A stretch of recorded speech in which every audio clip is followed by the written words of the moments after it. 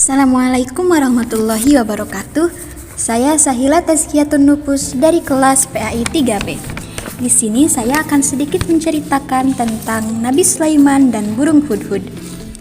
Nabi Sulaiman alaihi salam merupakan seorang raja yang menguasai bangsa manusia, jin, dan hewan. Setelah dewasa, Nabi Sulaiman membangun Baitul Maqdis dan melakukan ibadah haji sesuai dengan nazarnya. Lalu ia pergi meneruskan perjalanannya ke Yaman. Setibanya di ibu kota Yaman, ia memanggil burung hudhud untuk membantu beliau mencari sumber air di tempat yang kering dan tandus. Ternyata burung hudhud yang dipanggil Nabi Sulaiman tidak berada di antara kawanan burung yang selalu berada di tempat yang senantiasa melakukan tugas dan perintah dari Nabi Sulaiman. Nabi Sulaiman menjadi marah apabila burung hudhud itu datang tanpa alasan yang cukup jelas. Burung hudhud termasuk jenis burung pemakan serangga.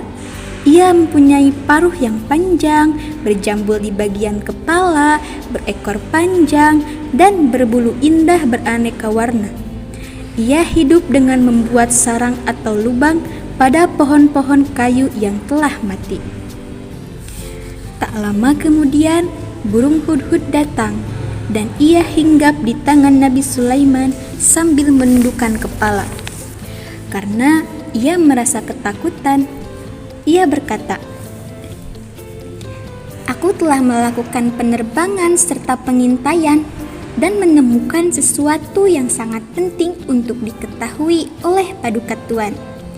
Aku telah menemukan sebuah kerajaan yang besar dan mewah di negeri bernama Saba yang dikuasai dan diperintah oleh seorang ratu.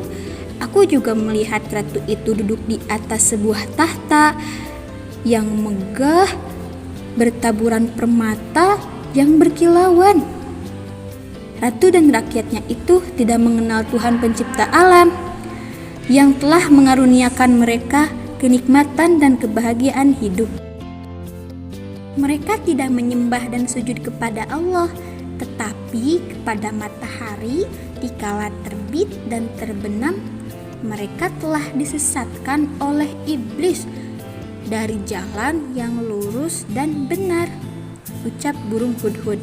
Nabi Sulaiman pun berkata, "Baiklah, kali ini aku ampuni kesalahanmu, karena berita yang engkau bawakan ini aku anggap penting untuk diperhatikan.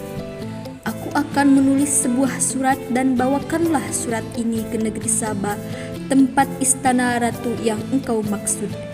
Kemudian kembalilah secepatnya, sambil aku menanti perkembangan selanjutnya bagaimana jawaban dari Ratu Saba atas suratku ini." Burung hudhud terbang kembali menuju negeri Saba.